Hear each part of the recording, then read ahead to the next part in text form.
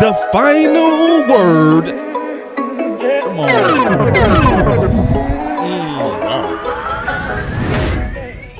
I'm used to you hit the button by now. Oh, man. You know, I tripping, got... man. You off your game, bro. Tripping. The final word. Oh my God. I don't think that was the right button, bro.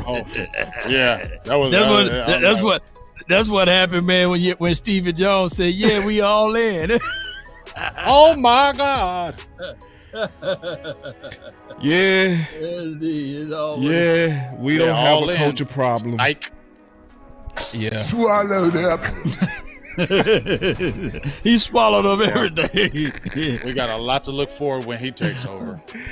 Oh man! Oh my God, you got the LOL on this thing, man. We don't got a culture problem. We good. Nothing. We to see good. here. We Gucci, man. Everything Cowboy. is fine. No problems. Everything is fine. Yeah, we good. Oh man, you got a good coach. There you go, man. I want me some glory hole.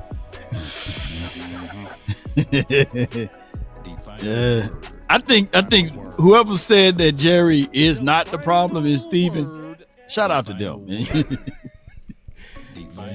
Yeah, because a lot of people say, man, when Jerry died, I'd be like, Yeah, I used to be like that. I was actually the boo-boo the fool in 2016 when I wrote an article coming out of media school, and I was like, Stephen Jones, I love what he's doing. He's not just spending money, he's saving. I was all just jacked up. You feel me? And boy, boy, did you fool me. But I was gung-ho Cowboy guy until I got in media. Once I got in media, hold up. Yeah. You know too much. You know too much. Know too much. I know too now. much. I know stuff now. We ain't falling for it. Yeah.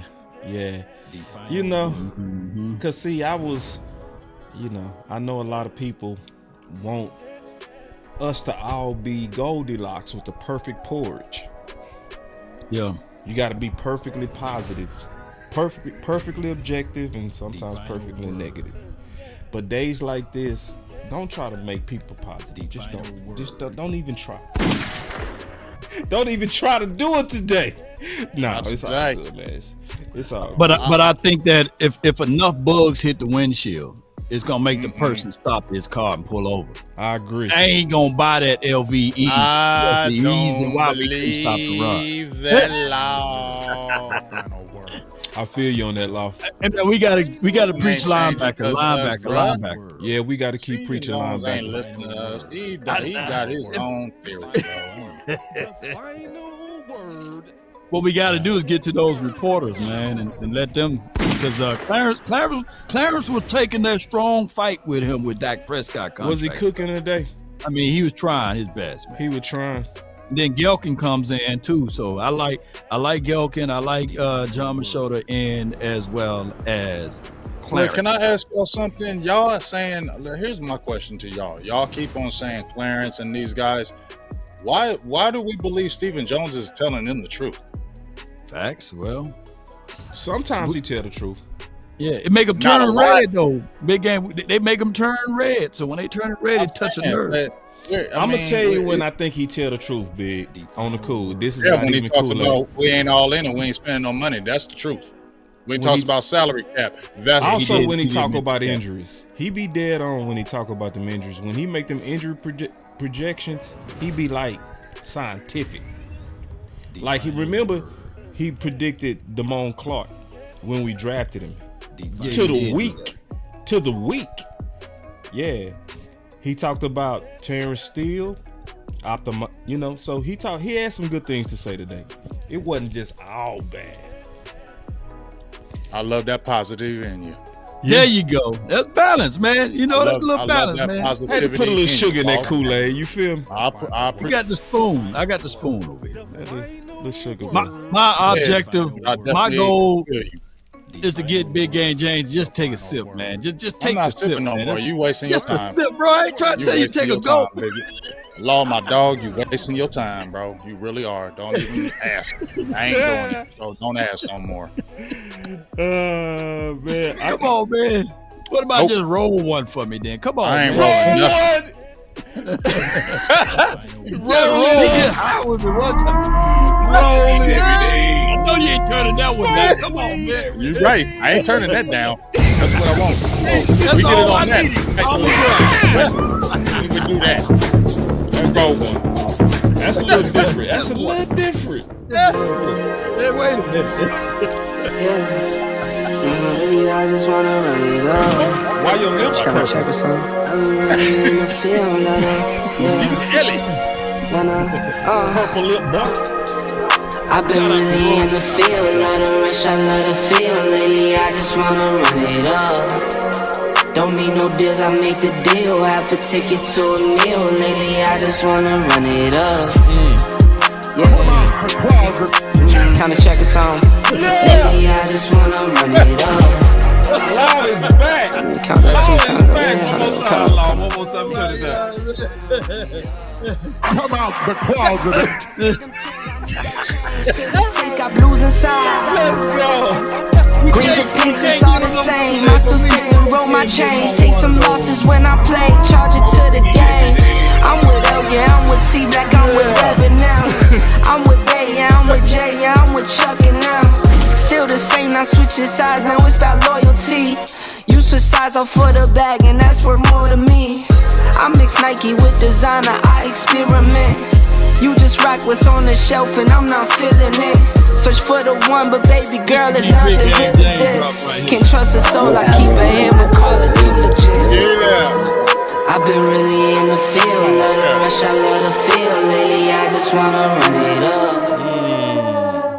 Man. I like that. I like that one. I like it. I like it. It is. This stuff, man. Yeah, it's the stuff. Yeah, man. So we got to kick it off one way. We can kick it off a lot of ways. We gonna kick it off like this. So I've never known Jerry not to be all in any given year. But yeah, let me start it off, bro. Kick it off, man. Cause I actually think on this one we might be misreading them. For real. Okay. We might be misreading. Now hear me out. Hear me out, big. You know I'm a measure, bro.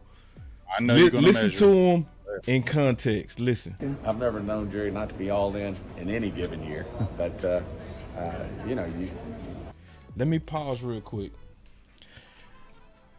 To me, this is what it sounds like. It sounds like he's saying to me that Jerry is aggressive.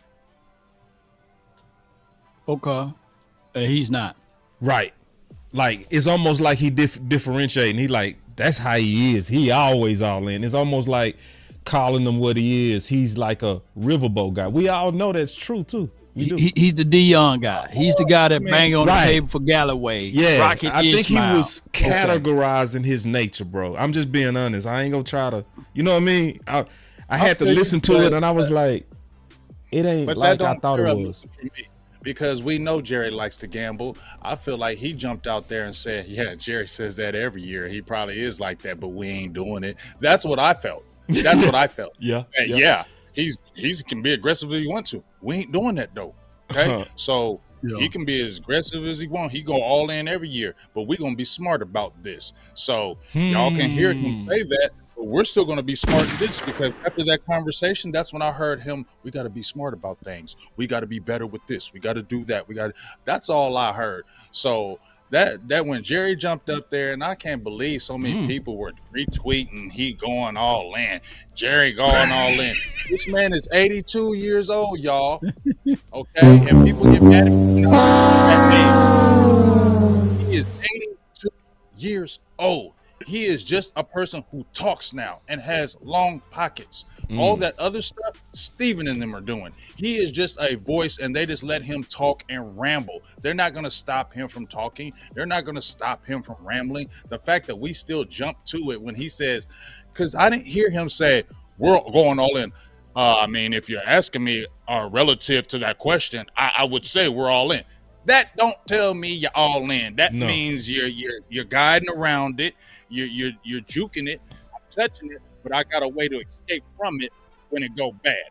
That's what I heard. And then Steven comes in and backs it up, says, "Yeah, Jerry's hella aggressive, but we ain't gonna do that." I saw some vernacular, some verbiage, man, that recircled, and he was talking about the things of right kind of guys, and we like our guys.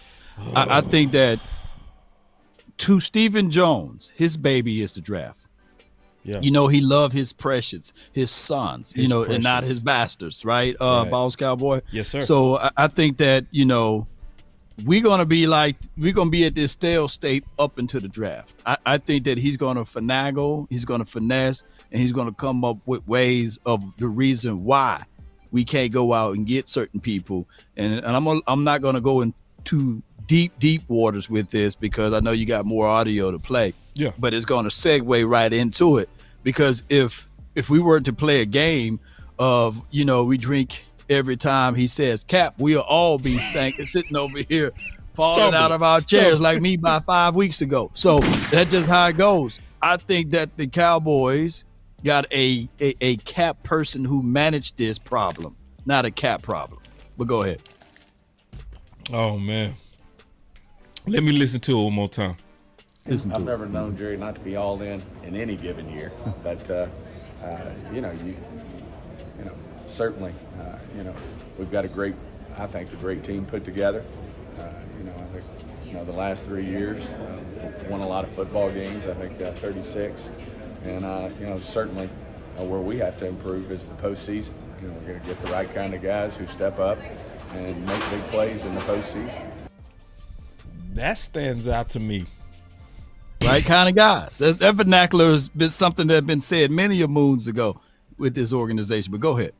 It stands out to me because that's finger pointing. Mm-hmm. That's finger pointing. That's finger pointing. He said we got to get the right type of guys that make big plays in the post. Right. To me, that deserves a film study of who didn't play good in the post. Because if you're serious about that, it should be some guys that you finna get rid of. Okay, well, can I jump in on that, especially on boss? defense? Yeah. Can I jump in on that, boss? Real Yeah. quick? Let me play it one more time just to make sure I ain't hear it wrong. Just one more time and then you go. Okay. Postseason, we're going to get the right kind of guys who step up and make big plays, and then certainly where we have to improve is the postseason. We're going to get the right kind of guys who step up and make big plays in the postseason. Big. Now, I just want to say this to that point. When he says that, now hear me out. Mm-hmm. Okay. Mm-hmm. Y'all know I told you, Steven, I'm going to the grave. I know where you going. I know. You know where. Dak. Why not? Okay.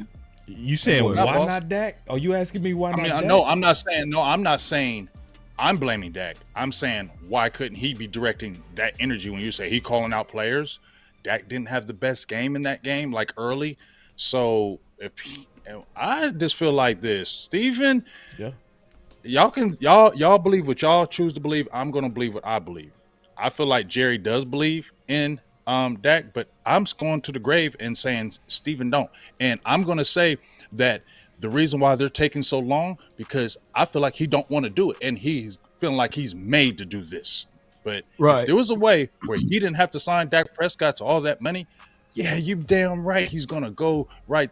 And I want to see what they're gonna do with Trey Lance. See, that's what I'm gonna watch. I'm watching what you do with Trey Lance because see, you spent that 4th round draft pick, and all I hear in these Cowboy streets, oh, Cowboys gonna flip him for a 5th. Cowboys gonna do this. I never seen no Cowboys do nothing like that. And they spent a golden 4th. Y'all know how much they love them 4ths. Boy, you know how much they love them 4ths. Man, golden 4th a on dime. A guy. No, change Just that big. That's a dime. Play around with it. We don't play with a 4th, bro. You right. They don't play. They love them 4ths. So you give a 4th up for him just in 1 year just to get rid of him. That's not how the Joneses do it, fam. Ooh. When do we see the Joneses do that? You don't think they don't have any inkling? They don't feel something for Trey Lance? I can't believe they don't. Right. Bruh. And that goes into this whole conversational piece. In that long form interview, he did mention the $30 million that was bestowed upon the Cowboys, but he said not just the Cowboys, but all of the teams in the league. But that also created a way where they can escape out of just paying Dak Prescott, because he did mention that. But a little further on down in that interview, he did say that the Cowboys must learn how to stop the run and also establish the run in so many ways, and that could be getting the right kind of guys. And he also moonlighted the fact that he slightly called out Michael Parsons and said that Michael Parsons hurt us from a linebacker's depth, and he played majority of edge rushing, and in so many degrees he is calling out Parsons on that. But I'll break that down another time. But go ahead, y'all. Man, you making me want to go listen to this whole thing. I haven't even. Man, bro, yeah. I was fighting the whole time. I was like, damn, dude, come on. Man, if you got law fighting, it's bad. It's that bad.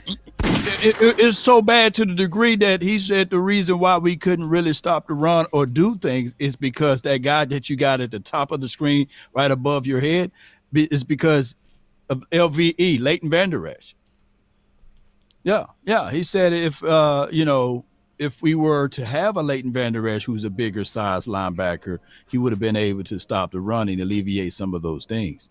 So he also lamented the fact that with Leighton Vander Esch, it's ultimately his choice for whether or not he's going to come back or not. It's his choice. So he's welcome back.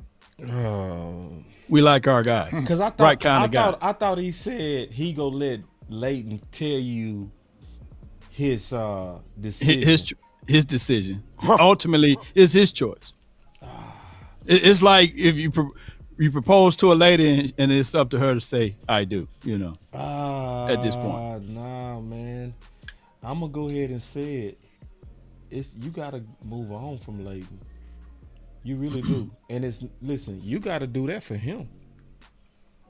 You got to protect him from himself, man. That's 2 neck injuries. You got to think about that man's life. Something's bigger than football, man. Like, for real.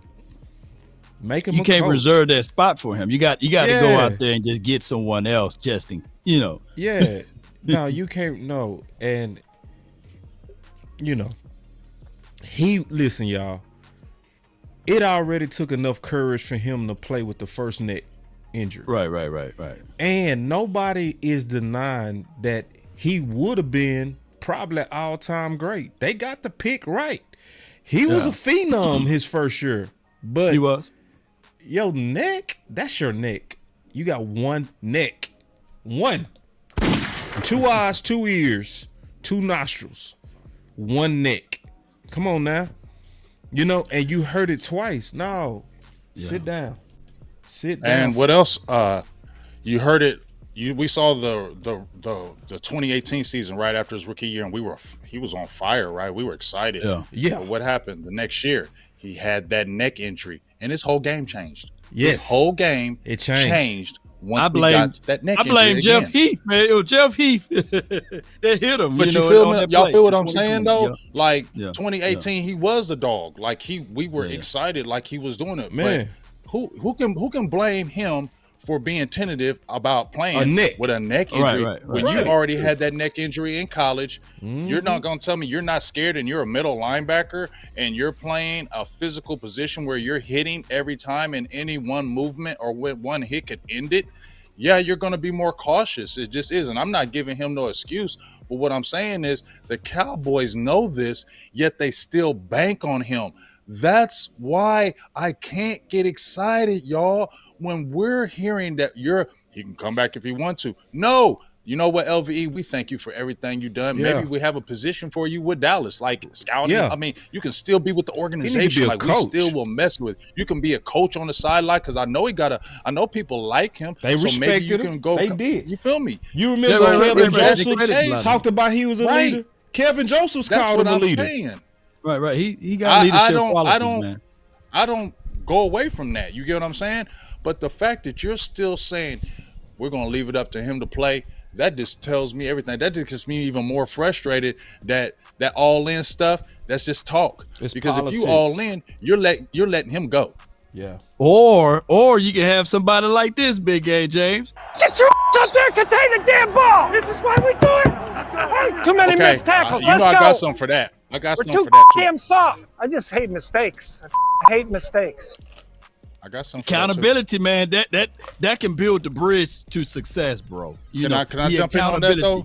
Law, but chime all in, fall in. I want to do some back and forth on that. I want to ask you some questions. Okay. Law. So I don't run away from good discipline on players. Right. Okay, so let me tell you that. So when I hear that, I'm not like, what the hell? I'm not like that. All I'm saying, this is Law and Boss, that I'm gonna bring it up. He's 67 and he's set in his ways now, right? We can probably say he is kind of set in his ways on how he does it. All I heard when Dallas got Zim, I heard Law was all the old players, 90s players. Oh, they're gonna love Zim. Zim gonna do this. I heard all the old players, 90s. This 2024 now, Law. Yeah. The 90s players were saying this. This ain't the 90s no more. Okay. The players are a little different now. I'm not making no excuse for them, but they're different.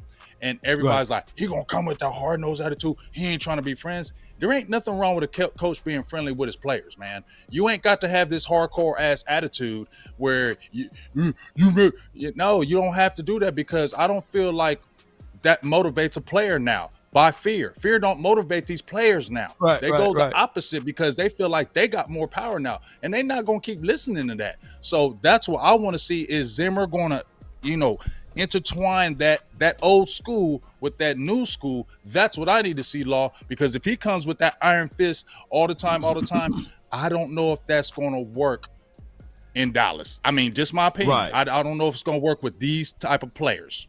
I think that Zim ingratiated himself with the youth more than what we think. Shout out to him when he came over to my JSU, Jackson State University, to help those boys out. So we know that that's a young crowd.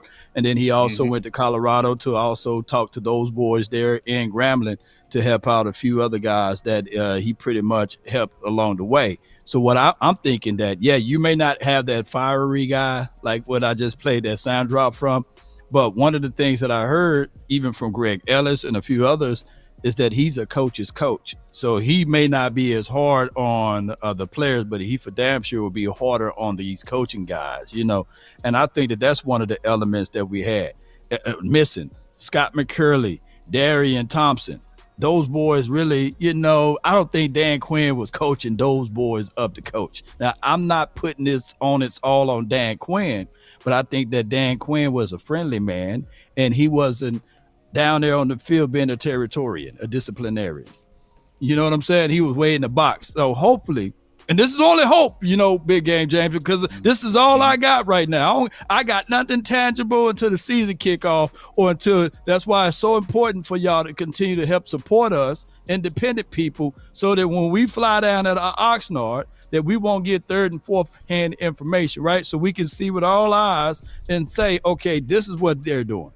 This is how he can shift and mold Sam Williams. This is how he can shift and mold Micah Parsons. Because Micah Parsons, when we was down there last year, they was too freely. It was no disciplinary action over there. He absolutely punched offensive linemen with a balled fist in the helmet. That could have been broken hand, out for 6 or 7 weeks, right?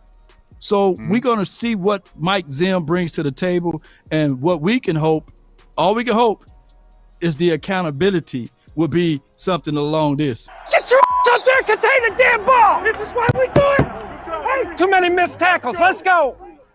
I got some damn soft. Too goddamn soft. I don't think nobody on this team told these guys, man, y'all too damn soft, or you too small, right? That's all I'm saying. But Big Game James, right now I got to do like this, because all I got is hope. That's all I got. Right. That your style is to not be someone who is your friend, is to get the best out of you. How would you describe your coaching style? Has it evolved at all over the years, or are you still the same guy you've been your entire career? Well, I think these guys that have been here saw me 18 years ago. They've evolved. Otherwise, they wouldn't be sitting there. And I think I've evolved too, or otherwise I wouldn't be sitting here.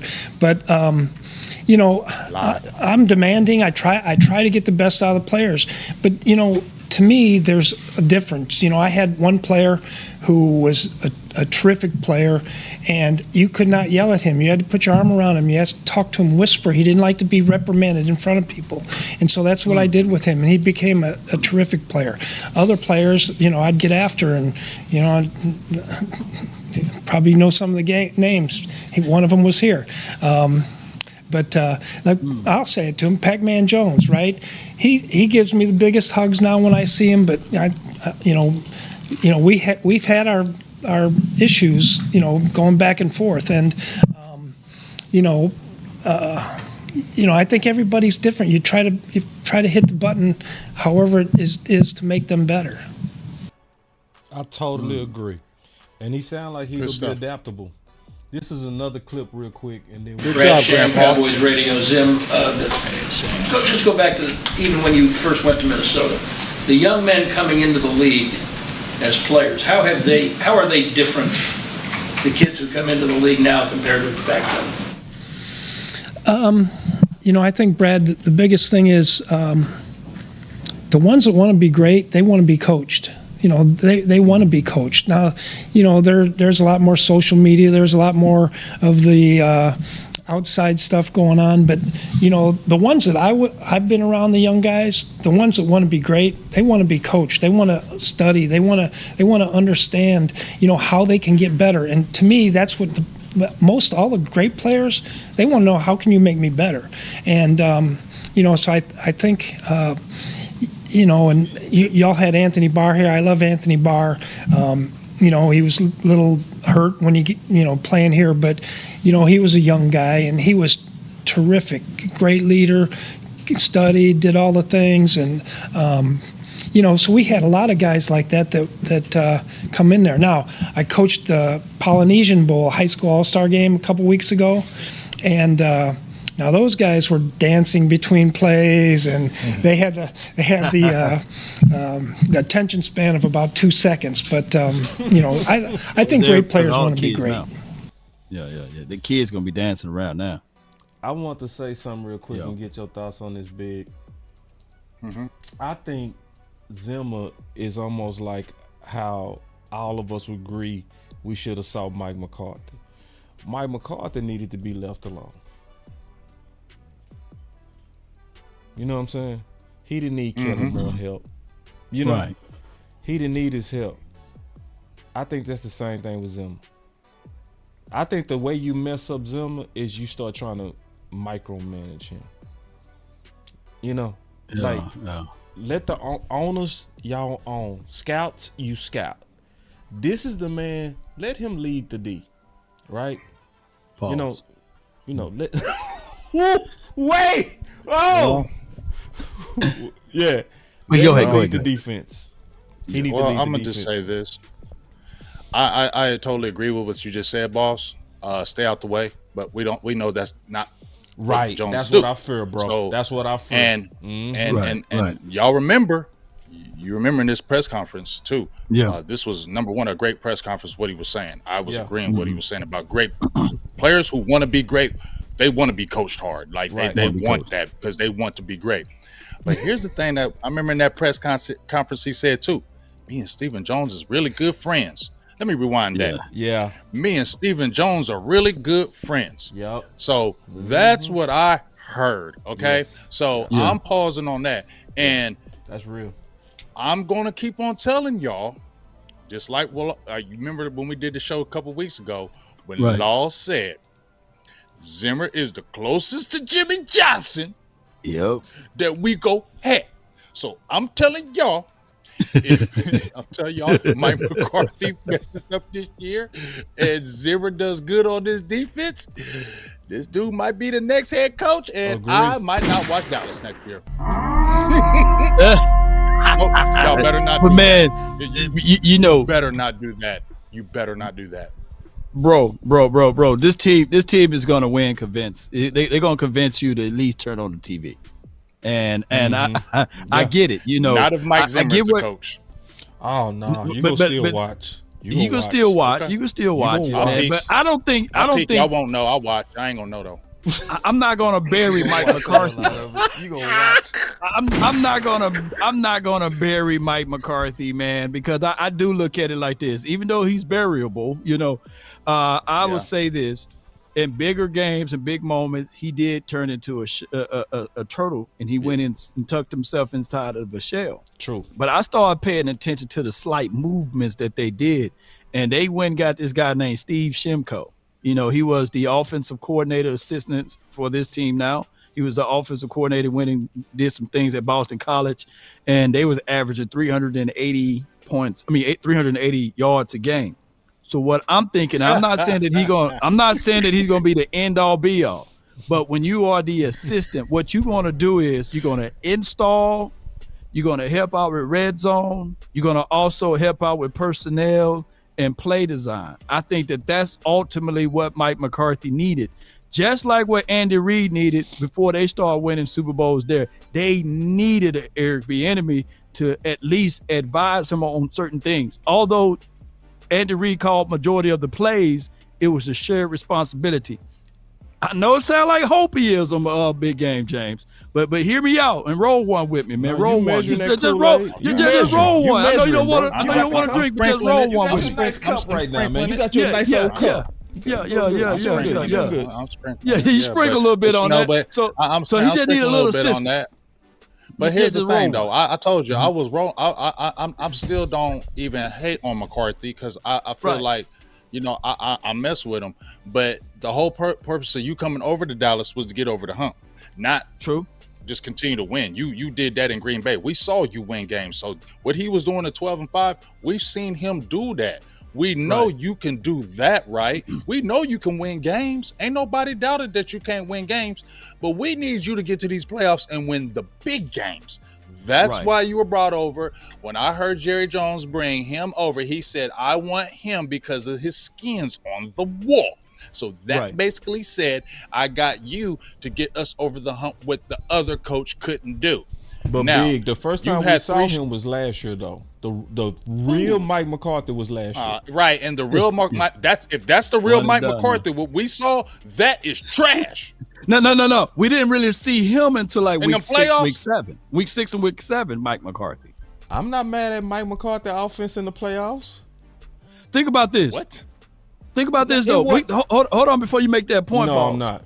Hold on before you make that point. But Big Game James, up until week 6, this would have been Dan Quinn's team.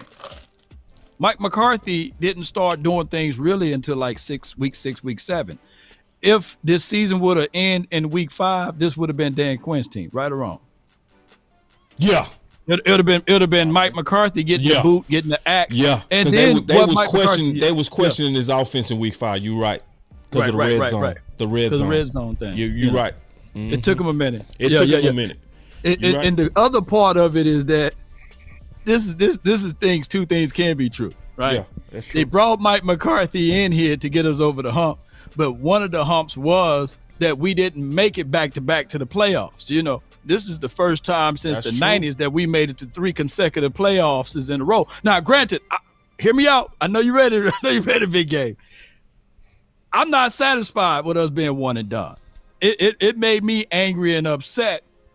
But when I look back at everything, I said, man, him at a lame duck year, what else could we do right now? I think we could burn it all down, but who else could we have got? I think Mike McCarthy get us past 2022. If we had Mike McCarthy instead of Kellen Moore, when the defense only let them have 19 points, Mike McCarthy offense, when it was in season, I think it would have got us 24 points on San Fran. Is that fair? I don't know about that because I feel like you saw that game, Mike McCarthy. You saw maybe you can't. I don't know. I'm not in the NFL, okay, so I can't jump in there and say what I you just can think it's do and simpler what you for can't that. do. That's the reason like, why. Yo, if you the head coach, bro, you step your ass in there and say, we need to do this. Do you not know the offense? Did you never? He couldn't.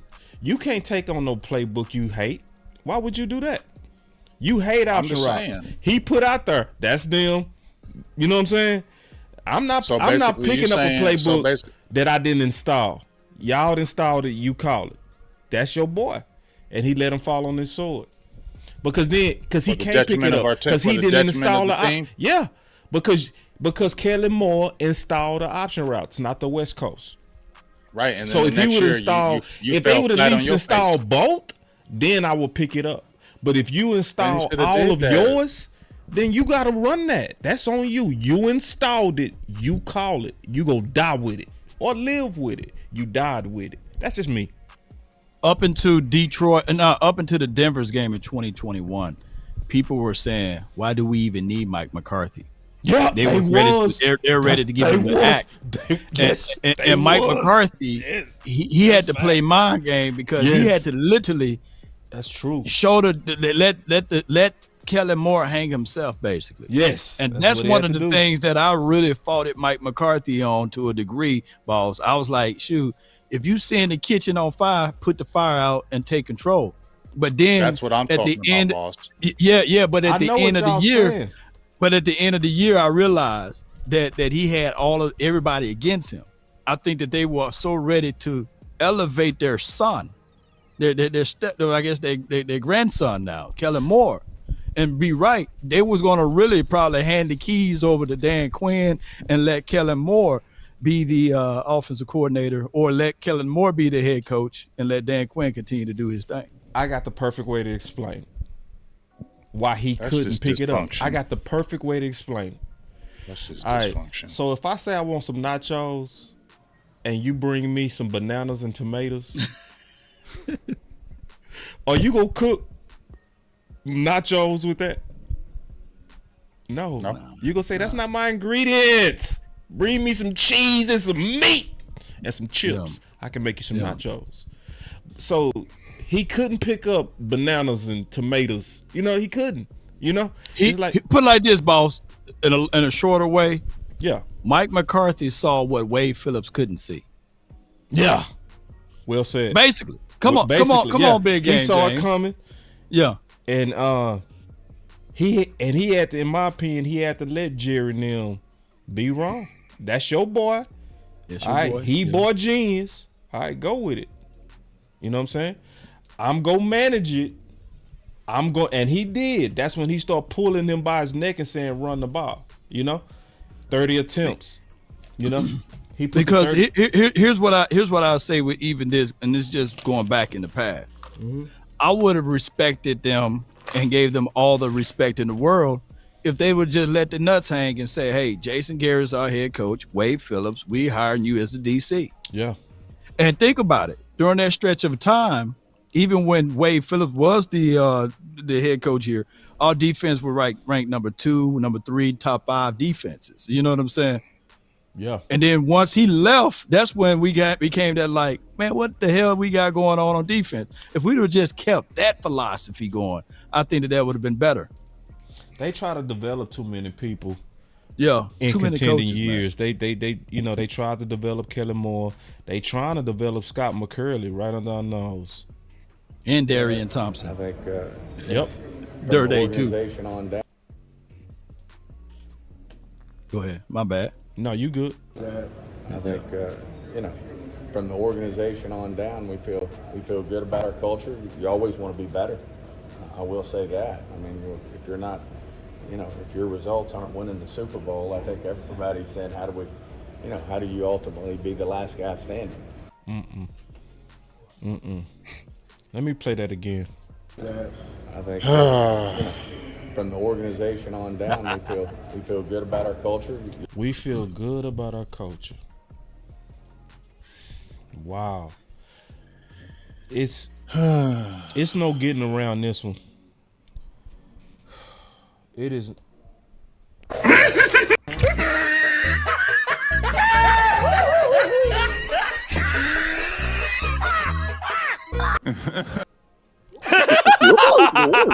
What's wrong here?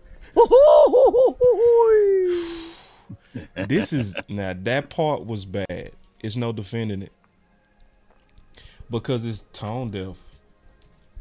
Extremely tone deaf.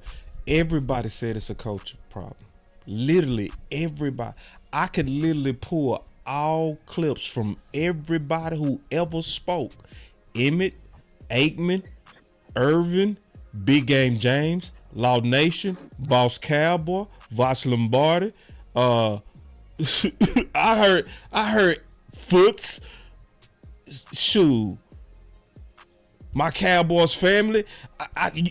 This is the one subject that the whole nation was in agreement on. We literally wrong. We literally just did a show. Please stop talking. We just did a show showing how it was massive finger pointing in media role. How you say from the top down we ain't got a culture problem? How you even say that? Ignoring the check engine light. Yeah. And I think that's what we did all last year. We ignore the low tide pressure. We ignore the car needs oil, right? And we said, okay, we still getting by. The moment Overshawn went down, you knew that you was at a deficit, right? Because everybody, mama, uncle, cousin was saying that he's one of your better linebackers. And hell, he haven't played a down in the National Football League as it relates to a regular season. So that let me know that we are at a deficit at that spot. And then we trade away or we give away most of our linebackers. We got one linebacker who was converted to an edge rusher, right? So that's a deficit, right? That is riding around with your donut tire and refusing to read the instructions that says don't travel over 50 miles per hour or go 50 miles, So that's what the Cowboys end is that they are psychologically missing out on these chances of making deep runs. When we literally said, and we've been making all types of videos on showing, hey, even though we won this game, this is not sustainable. And even though we won this game, even from a quarterback perspective, Tony Pollard only had one 100-yard rushing, I think, and that was week 3, and we lost that game. So when we say that, hey, I like Rico, I like Tony Pollard, but we need some help, and people say, nah, man, it's okay, we can win games. It's okay, we can win games. It's Dak, he just sucks. Okay, I get all of that. Even if you put another quarterback in this system, let's say we go put Aaron Rodgers in this system, would we still need running game? Would we still need a linebacker? Would we still need better offensive line play? Would we still need better interior defensive tackle stuff? The answer to that is yes. But, I digress. Check engine light is on. Man, see, I'm gonna tell you, this got a funny smell.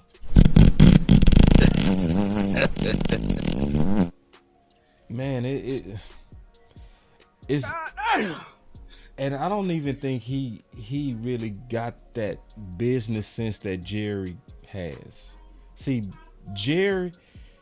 that's what happened when you inherit wealth. You don't understand the real value is the fans. See, Jerry put Jim in the Ring of Honor because of the fans. He understands how important the fans are. See, it's like he forgot that the ticket prices dropped by 70%. Do y'all remember the tickets prices dropped by 70% when we lost to Tampa? Yeah. You know why it dropped so bad? That was the Cowboy Nation all together saying, we don't believe. And he not reading it. He not reading it at all. The Cowboy Nation together said, we not buying what you selling. Right. And it's even worse now. I'm seeing and I'm hearing, like Queen called in and was like, for the first time, I questioned my fandom. Yeah, I'm starting to hear that stuff I've never heard from our fans. It's like you playing a dangerous game when you stand up and you say completely opposite what all of us are saying together. This is, man, you can't get Cowboy fans to agree that the sky is blue when it's clear blue. Somebody go call it pink. This time we all said, no, we got a culture problem. And the players said, the players are saying it. Yeah, they need to change it. And it's a dangerous game. And I'm gonna tell you, I'm gonna speak for a lot of people when I say this. I think I know what's going on, and I'm gonna pass it around. It's an evil world we live in. My bad. No, you good. Perfect timing. Perfect timing. That was perfect, actually. That was perfect. Oh, yeah, perfect. You know what I think Cowboy Nation is feeling? We feel like you not serious. You playing with us. That's how we feel. Because we feel like we so close and you just refusing to do the last few things that could put us over. And we don't feel in our hearts that you're serious. Yeah. Ooh. We don't feel it. We don't feel it. Listen, what kind of, if this was any other city, any other team that had 3, 12, and 5 teams, they would be talking about, okay, we need to do this one last thing, this one little step here. But we seeing stuff like get rid of Amari, but then tell us to believe. You know, we see it. So it's, nah, man. Ignore that check engine light. Yeah. We feel dirty.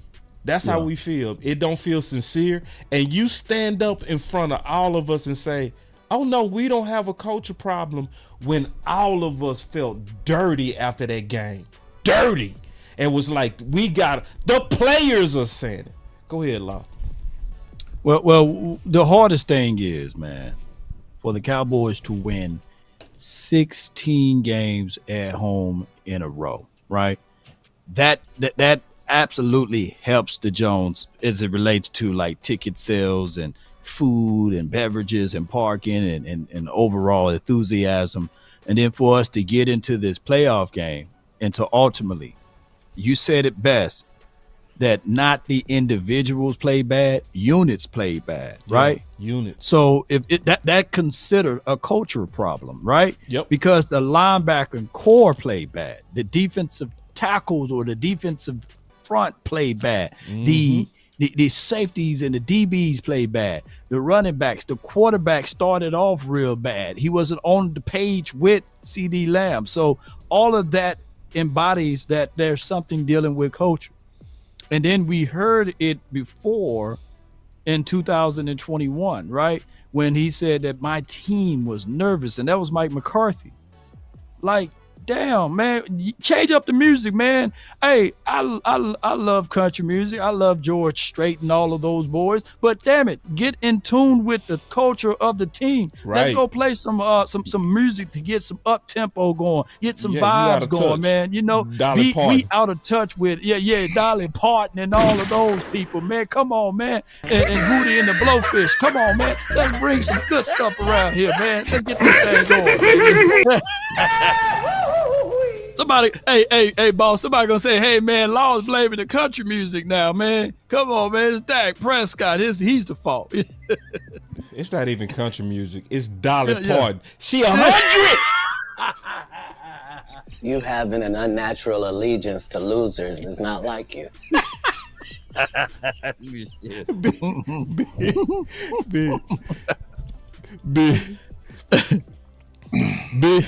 mean, I'm mad, y'all. I'm sorry. I'm pissed. Yeah. I'm pissed. So I don't really know how to. Yeah. This is, Go ahead, bro. I'm just, I'm over this guy. Yeah. I'm over the fakeness. I'm over, you don't want to win, bro. Yeah. You don't. You don't want to win. You want to stay competitive and get money. You don't want to win. You just said, boss, something that just struck me when you said, when you have teams that are 12-5 and you feel like, oh man, we might just be a player or two away. You're supposed to get, can I say, I'm going to say freaking, I'm not going to say effing. That's when you're supposed to get freaking aggressive at that point and say, okay, we identified a couple players that we need to get us over the hump. Right. Let's go do it. Yep. He ain't doing it because number one, he's scary. That's why I took away baby nuts. It's coming back.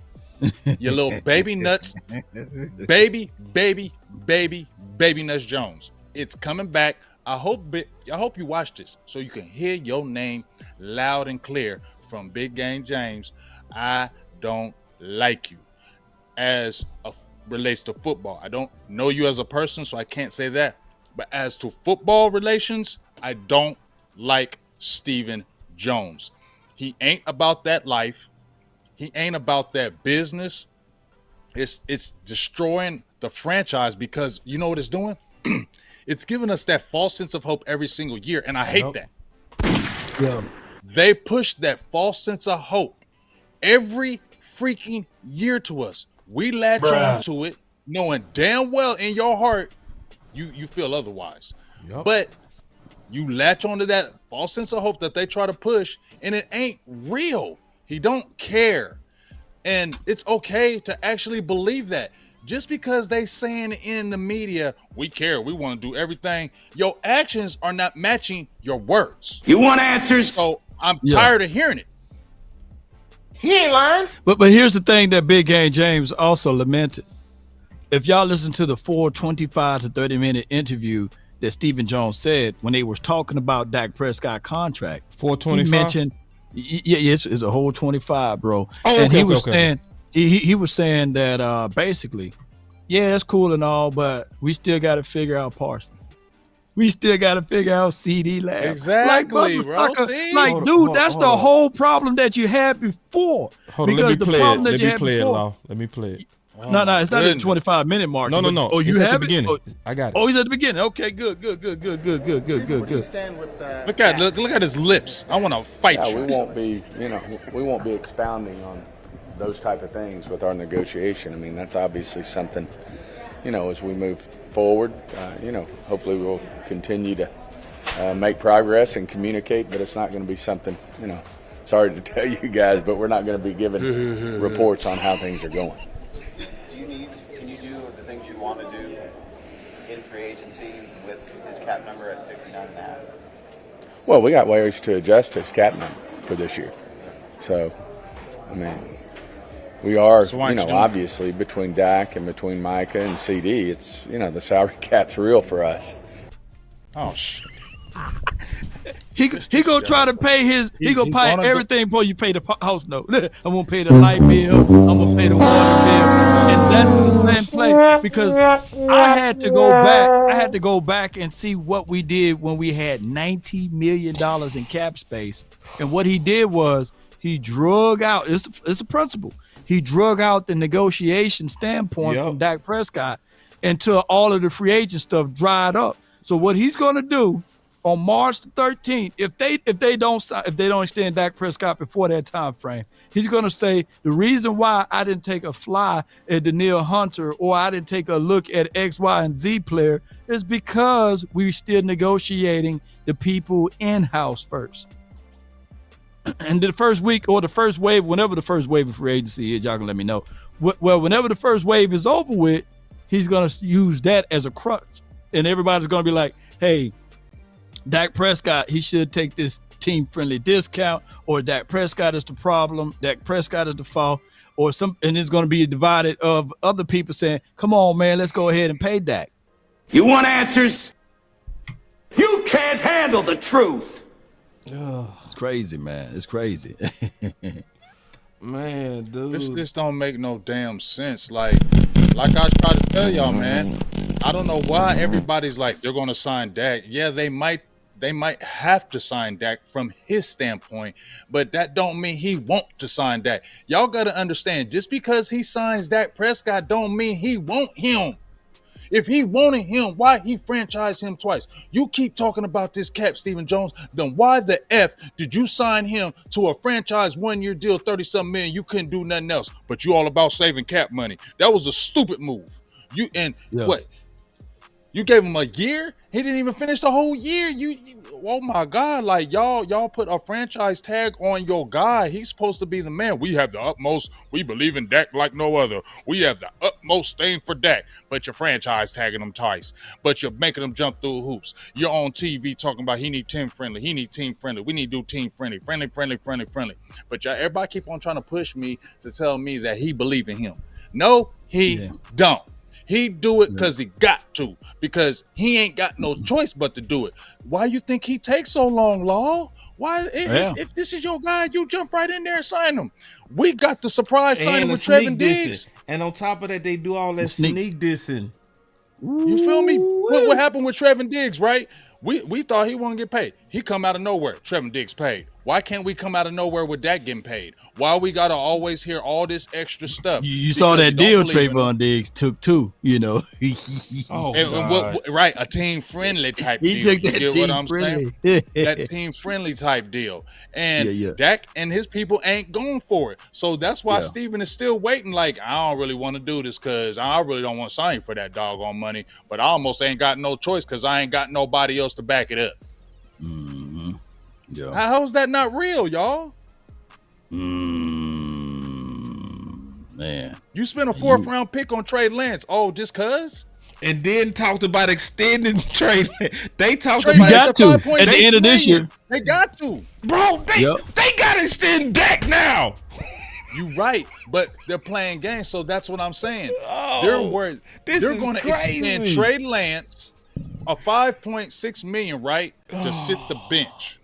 Bro, Cooper Rush making 2.5 or something like that. We got the highest paid, I believe, in the league. Highest paid quarterback room in the league, bro.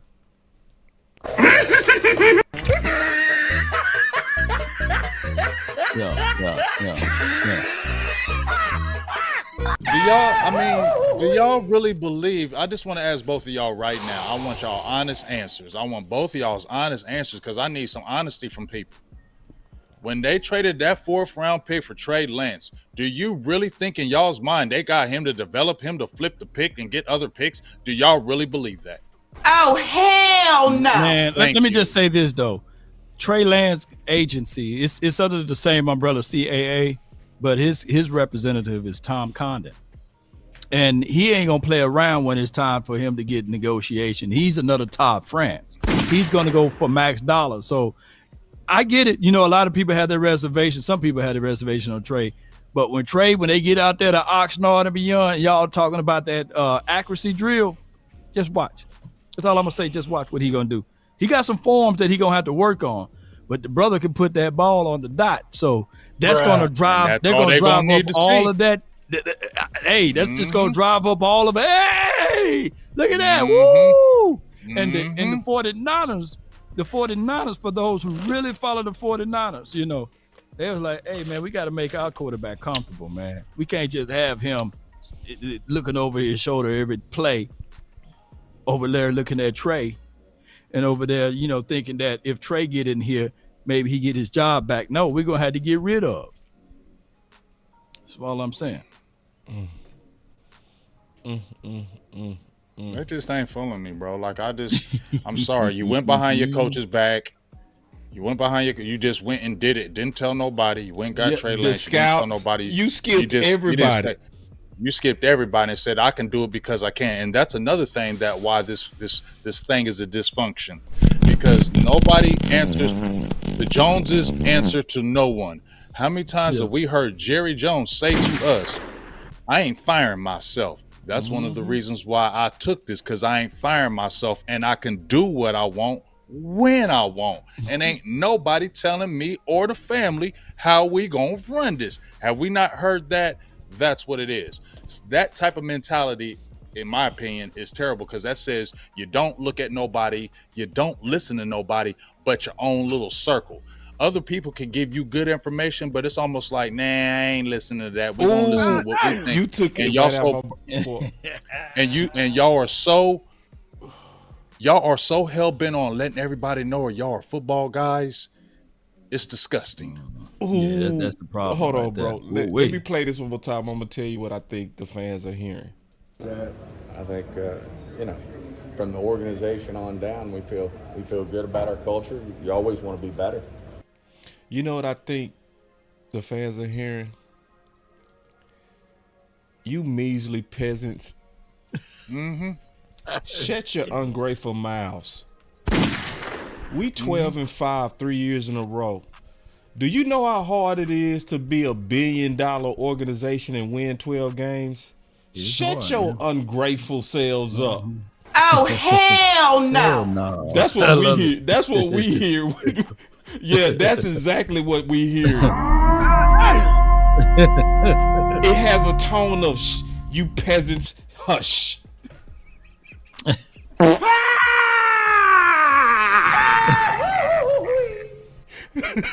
Hush, you peasants. You can't handle the truth. Yeah, man. Oh my gosh, man. So I'm not crazy, Big Game James and Boss. What's positive about it, this law? What's no. positive? Here's in 1995, Troy Aikman said we had to win in spite of the coaches. Yeah. I believe in the year 2024, yes, we have to win in spite of the front office. Yes. Because all we got to do. That's every year. We're give me that Kool-Aid. Give me the Kool-Aid. No, this ain't Kool-Aid. Bro. That's bro. That's We're not this far off. That's Hennessy. This Hennessy law right here. This Hennessy law. That's Hennessy law. I love Hennessy law. Yeah. We just need, man. All we need is a good run game. I promise you, Dak Prescott, his second year in this particular system, yawn. Well. And I know you want to yawn. We had a run game, and it didn't do it. We got to use Don't it. do that. But he right, bro. though. What year? What year did they fear the run? What year did they fear the run, Big Game? In 2021, did Dallas have a run game, yes or no? Did they fear the run? Answer the question, Law. Did we fear the run? Answer the question. We did. Okay, all right, but so I ain't talking about that. I'm glad you touched about, on that, Big Game, James. In the 2021, in that playoff time, who was the most explosive players on the team? Name me the most explosive players on the team. Easily Pollard and Zeke. Pollard and Zeke was.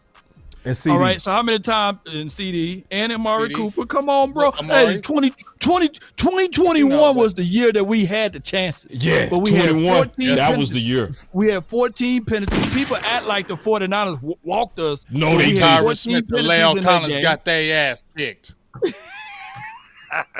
Yeah. All right. I think you're right. But we are not that far off, man. I'm just saying though. I don't want to hear that. We not. Come on, Big Game. Talent-wise, we not. But the problem is it's not talent. It's culture. And then you got a guy top saying it's not. So you right. Both of y'all right. What you say is so true all the time. Both things can be true. We not far on talent, but we far on culture. What would make you not to sip it, but at least just hold the damn cup in your hand? Nothing. What move? Nothing. Just to hold it. I'm not even gonna be funny. There is nothing that's gonna make me do any Kool-Aid. No, nothing. Because we're just now. How can I even look at Kool-Aid when this man says we don't have a culture problem? Yeah. When everybody else is saying you do. And everybody. Literally everybody. Talking about. We ain't gonna talk about Dak Prescott's contract. We ain't gonna talk. You get what I'm saying? Like you talking, and then he comes out the first sentence like Jerry says that all the time, man. We all in that. We ain't with all a smile, with a sneaky smile too. Did you see the smirky smiley? Jerry says that all the time. Oh, anyway, let's get back to no. what I was talking about. You feel me? He just brushed it off like it wasn't nothing, bro. And you're gonna tell me, yeah, we players, we might be just a little bit away. We right there, but y'all just said it. We are. We are this far. No. Let me finish. How many years are we gonna say we right there? We right there. We just need this. We right there. How many years we gonna say this, man?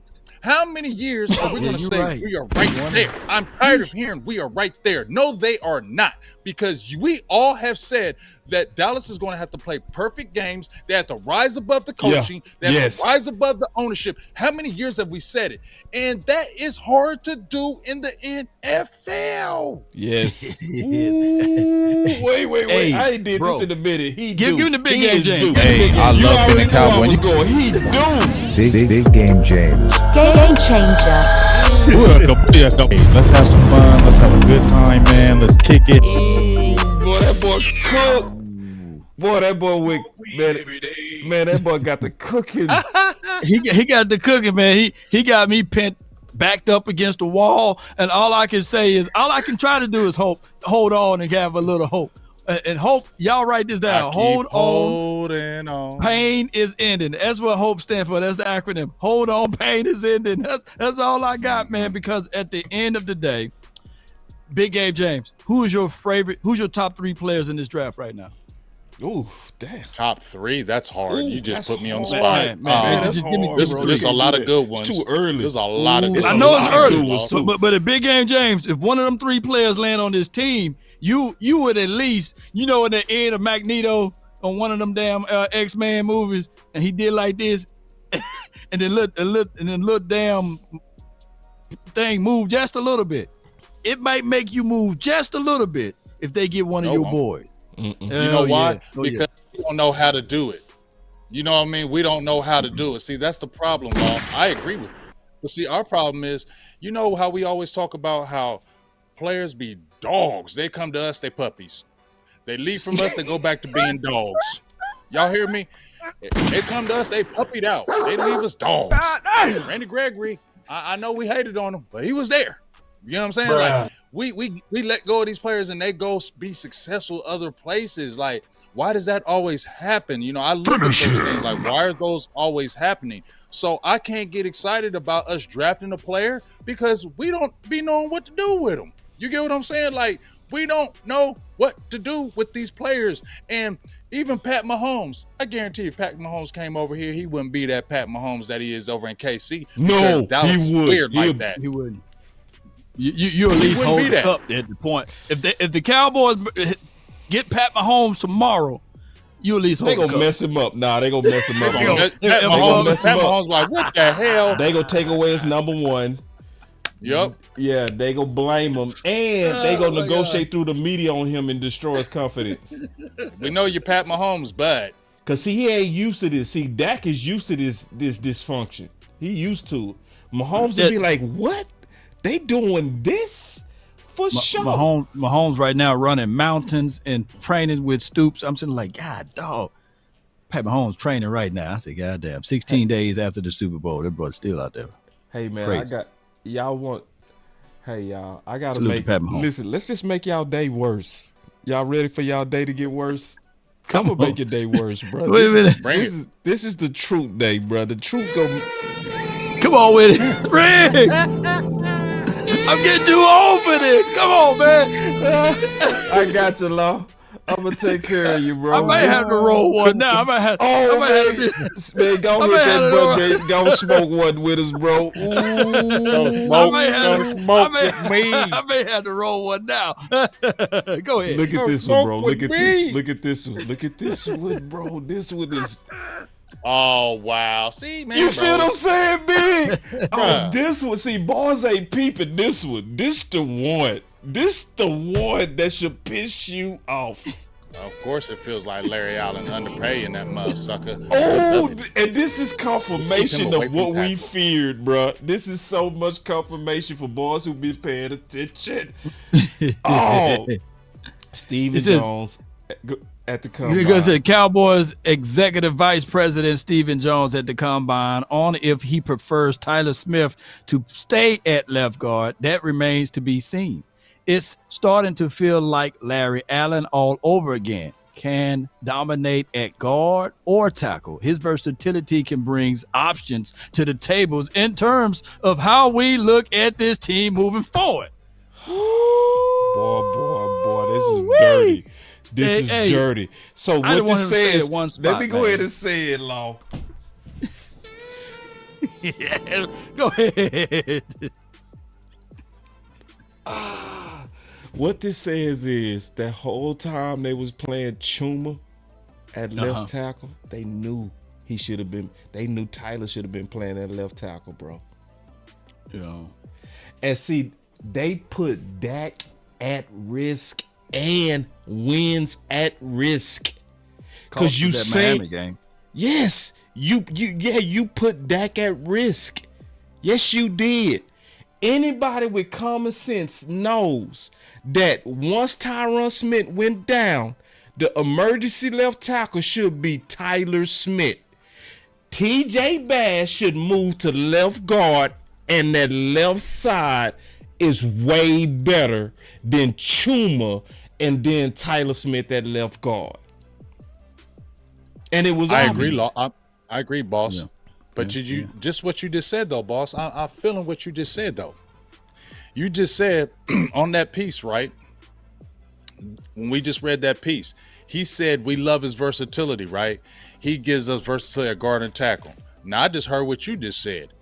Did they put him at tackle this year? No, because they trying to give him that guard money. But he got Damn, all they that already think about versatility the money? to play. Yeah, that's the point. Yeah. Look. Hey, boss, we can play him at guard or tackle, but we're gonna just say that to the people. So y'all shut up. Y'all shut up, because we can play him at guard and tackle, but we ain't. We ain't doing that, because guess what we do if we kick him out at tackle last year and he starts turning up? Then we got everybody in. You got to pay him, but everybody in that damn media. Why he at guard? He's so damn good at tackle. It's an all-pro tackle. No, we don't want that, because we want to bring back Tyron Smith for the 75th year because he ain't practiced. And because he don't practice, he okay. Let's bring Tyron Smith for about 7 more years because he's not practicing now. So since he's not practicing, we got another 5 years out of Tyron Smith. Let's do it. I 1,000% know that Tyron Smith is going to come back. They're not. They already paying $6 million of dead cap space to him. Yeah, Cowboys, they don't like losing out on no money, bro. Yeah. And they're gonna bring him back. They're gonna work out something to stretch starting. Oh yeah. Oh yeah. And see, this is the thing. I agree that Tyler has more upside at left guard than left tackle. But it's about having not just a good player, but a good left side. So let me ask you a question. Which left side is better? Chuma at left tackle and Tyler at left guard, or Tyler Smith at left tackle and TJ Bass at left guard? Ooh, I like TJ, man. I think I like TJ Bass. He's got some nastiness, dog. Like we've seen it even in the games. He handled his own and made you get like, okay, even though he was undrafted. Because, I ain't going to lie. When I see Brock Hoffman, I love Brock Hoffman's nastiness, right? Mm-hmm. And I love the nastiness of TJ Bass. But I can't lie, y'all. I do look at neither one of these guys was undrafted. Like, why is that? And this is what I say. Is there a ceiling? Because, see, I don't want to feel like we have to rely, y'all, right, on a Brock Hoffman now. We're relying on an undrafted guy to be the starting center? Hold on. Hold on. Let me finish. I could see a Stephen Jones not hating on that move. Why? Because Brock Hoffman ain't going to cost no damn money. So if Brock Hoffman can ball out and play good, damn it, you don't think they ain't going to give him every bit of chance because you ain't making no money?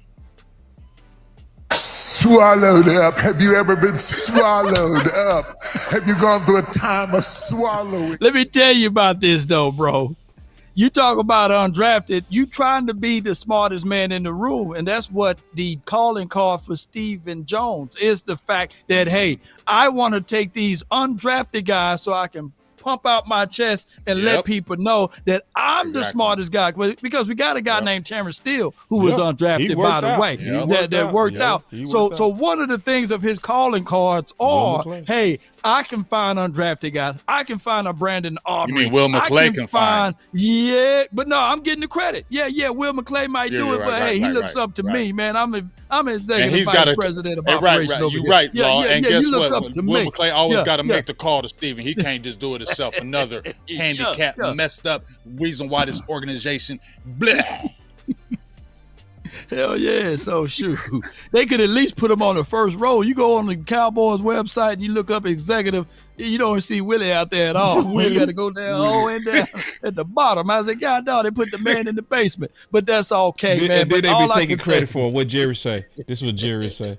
Jerry said, at the end of the day, you couldn't tell who made the pick. We was so good. You just really try to take all that credit. Your damn act together. We don't know who made the pick. We. Oh my God. Yeah. Big. It's like that, though. It's like big. That. Ain't it funny, though? This is the beautiful thing that I love about life and realness. And I'm going to say this. One of the most disappointing things that happened from Media Row, I'm going to do a show on this. Mm-hmm. But one of the saddest interviews was Brandon Cook with Stephon Gilmore. And they asked him about Belichick. And he said, why is Belichick not a coach right now? And he said, he too real. Think about that. That's where we are now in society. Jalen Mills said the same thing. Did you ever chop that up and listen I ain't to chop what it up Jalen yet. Mills? Not yet. Oh my God, he was cooking, and I yeah, love it because he was cooking. objective. He was objective with it. It's we in a place. We're in a place now to where it's viewed as negative for being too real, bro. It really is. I know that. No, but this is why I said it, Big. This is why I said though. In the end, though, Big. In the end, this is what I've been hearing a lot behind the scenes too. I'm gonna say this too because this is dope. You know what I've been hearing a lot behind the scenes? I used to hate Big. I used to hate Big Game James. I used to There's a lot of people that do.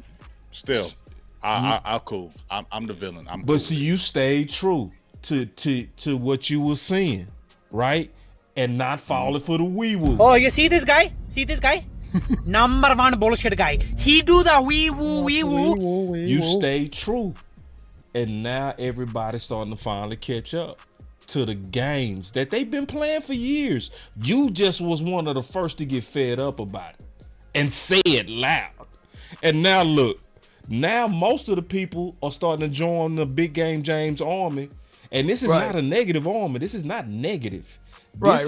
It's called pressure. It's pressure. I'm not gonna let you play me. I'm not gonna let you just stand up there and say we ain't got no culture problems. I'm not gonna let you just do that and then be comfortable. Hell no. We got something to say. We are all sitting here like, oh hell no. Well, not all. Yeah. So Big Game James is more of the Magneto approach, and I'm more of the Professor X. You know, I'm more of the Charles Xavier, and it's just two ways. You know, then when Charles went mad, you know, he did a whole bunch of other crazy stuff, but that's a whole other storyline. But you know, I do get with what Big Game James is ultimately saying, right? Yeah, and that's why I know that this season, the off season, Big Game James cooked the most because he's literally gonna do his homework on players. Right.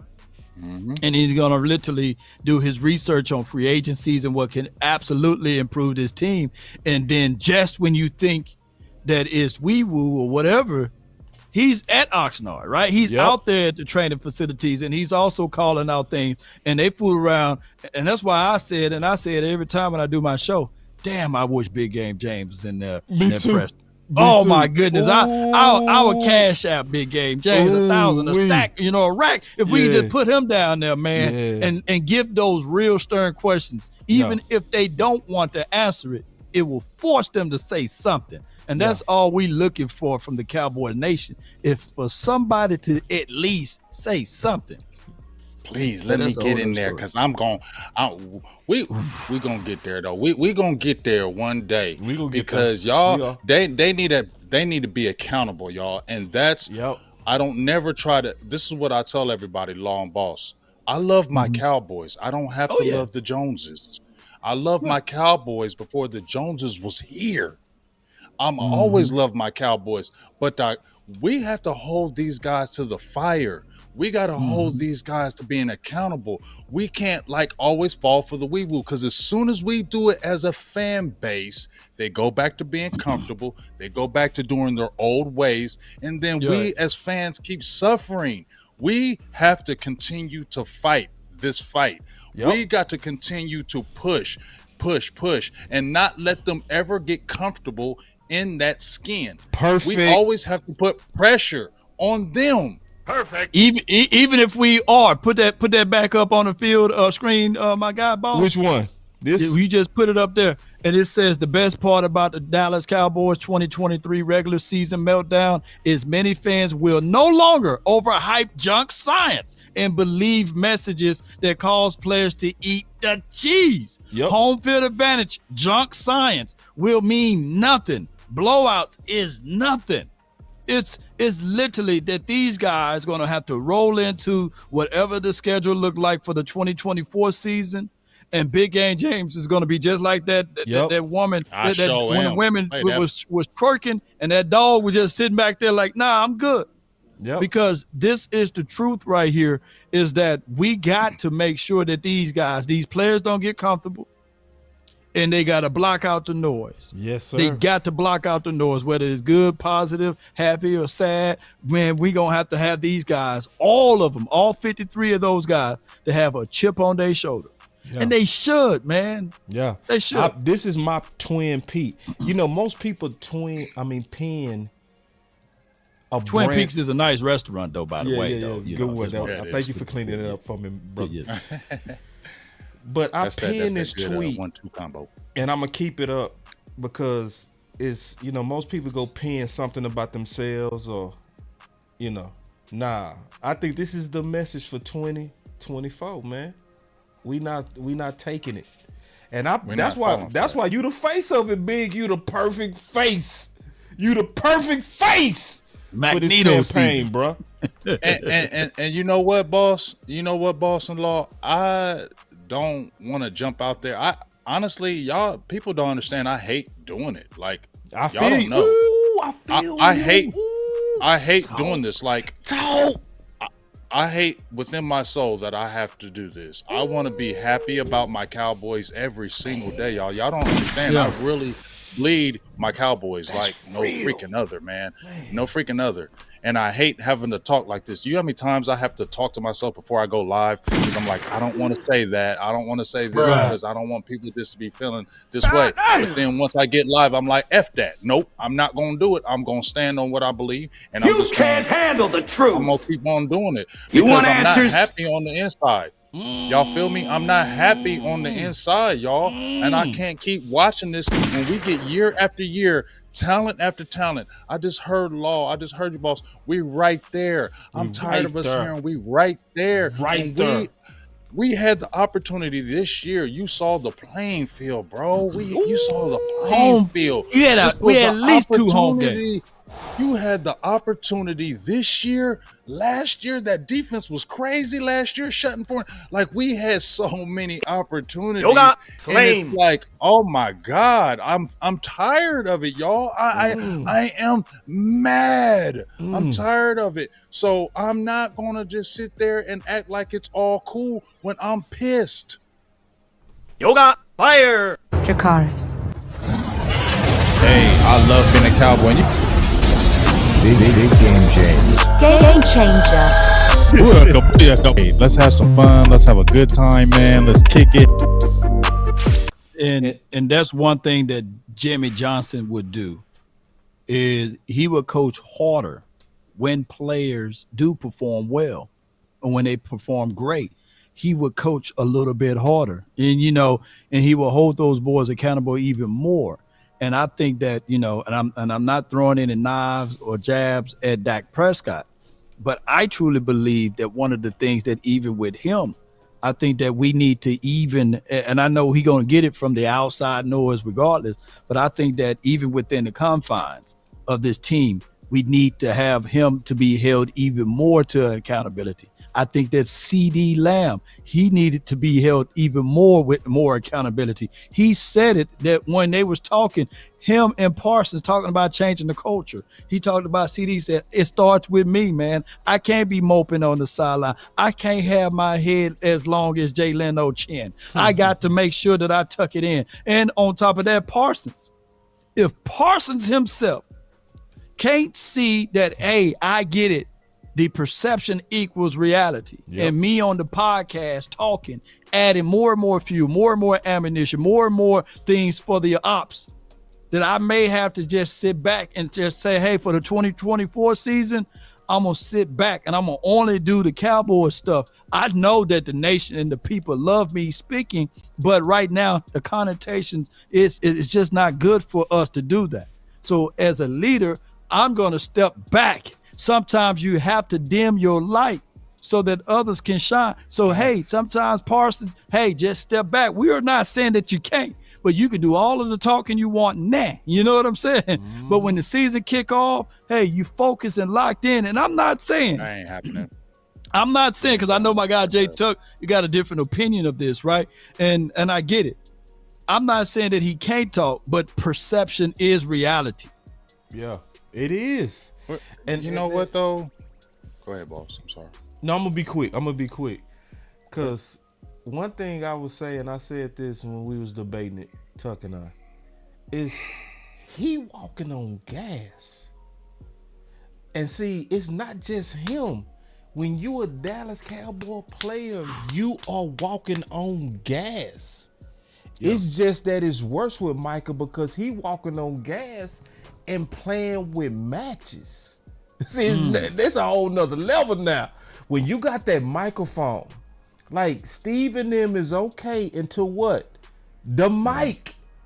Yeah. Once they get in front of the mic, the media they playing with matches. It's not even about what you said, it's what we can make it sound like you're saying. You see what I'm saying? It's not even what you said. Like when I heard Stephen Jones, it sounded like he was just calling his daddy aggressive, but we can make it sound like you're saying we don't have a culture problem. You playing with matches. And when you playing with matches, bruh, you go burn yourself and burn your team if you're not careful. And I think anybody that's looking out for Micah would tell him that. Yeah, tell him, man. I got something right quick. I want to ask you guys a question, and I'm gonna give a statement after it. Do y'all think Amari Cooper was a leader? Yep. I don't. Break it down. Well, let me say I just don't. I feel like he's a good player. It depends on how you define leadership. It's you got vocal leaders, you got example leaders, because when CeeDee Lamb walked up to Amari Cooper, leader you talking about? Let me break something down. Hold on. Let's break something down though. Why did they get rid of Amari Cooper in Raiders? Was it attitude too? Yeah, it was. Don't lie. It was. It was, and y'all know it. I don't know. Some of that attitude. Some teams stupid. Okay. The Raiders got rid of Mouse. Okay, but do you agree? Do you think Amari Cooper sulks? I think that there's something that he does. Yep. Yeah, sometimes. Yeah, okay.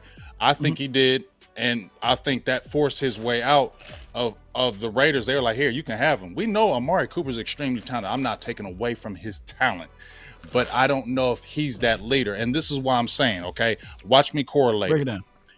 Okay. CeeDee Lamb was drafted, right? Okay. Under Cooper, and Cooper was there, right?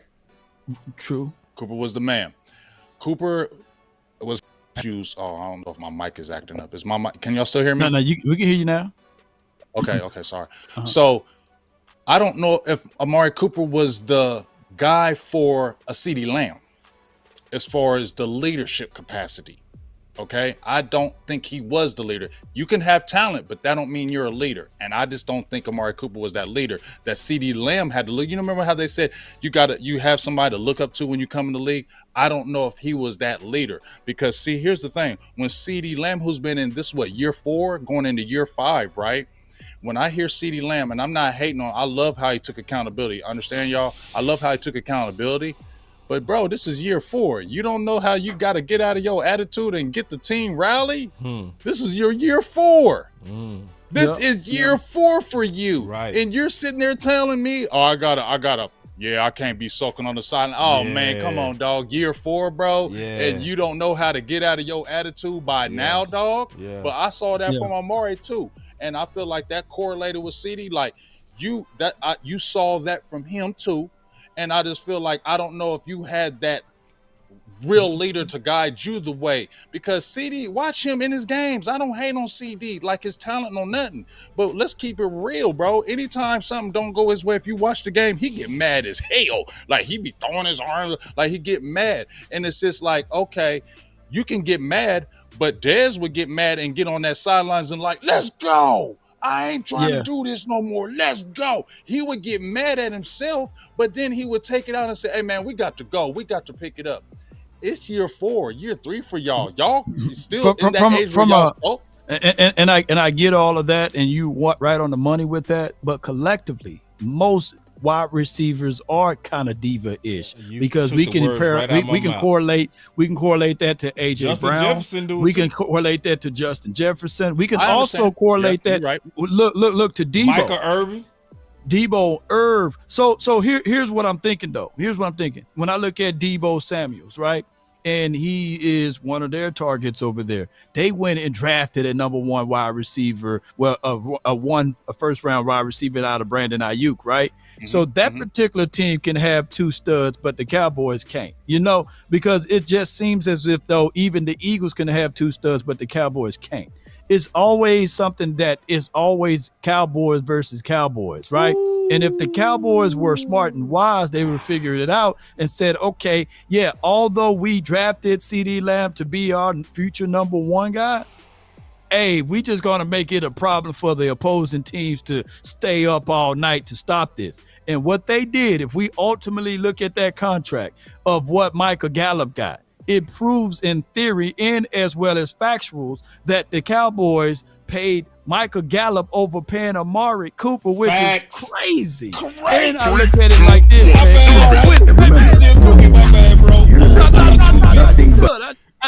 I needed that break, man. But what I'm saying is that, man, we shot ourselves in the foot contractually. I think that our contracts is really killing us more so than even the play on the field. Oh, facts. Man, that boy, I gotta hit this button again. 3, 2, 1, go. And remember, you're listening to nothing but the best. Let's go. Man, God, dog. I don't think people know what they was listening to. Michael Gallup's a good old boy.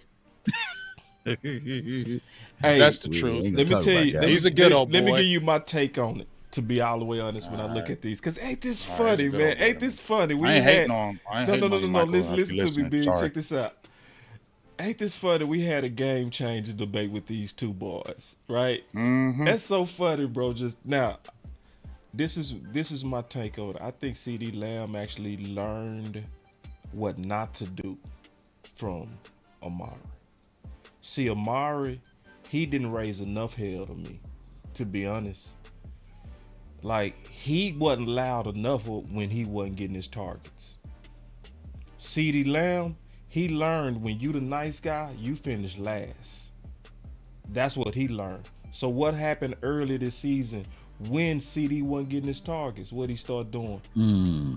Oh, hell no. He was like, nah, y'all not gonna do me like Amari.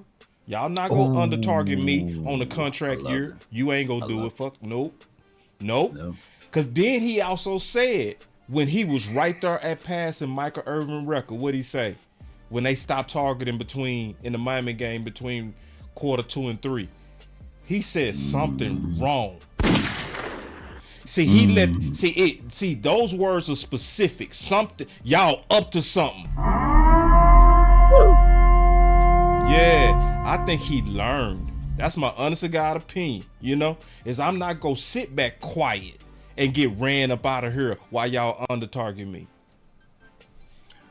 Okay, I don't disagree with that, but you know what? As I said before, I love how CeeDee took it upon himself in that podcast and say, I got to step up. I can't sulk. Yeah. But you know what? That's in hindsight. The damn game is over now. I agree. Now you're coming out and saying after the damn game is over. Yeah. That pisses me off in my opinion. And you right about that year 4. Yeah.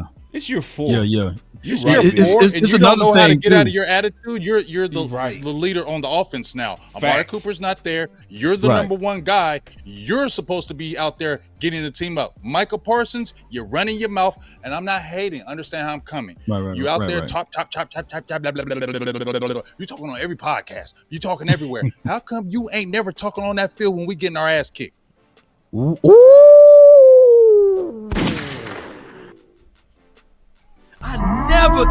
Damn, dog, I never looked at it that way. Oh my goodness, I never looked at it that way. It's what it is. Yeah. Oh my gosh. Yeah. Motivate, y'all. Yeah. Dang, we got some super chats. Hey, did y'all make sure and the likes are down. I noticed that the likes are down. Yeah. So this first super chat, if y'all check y'all channels for your super chat, said Dak owes the Jones a discount. He got his money the first time around. Nothing.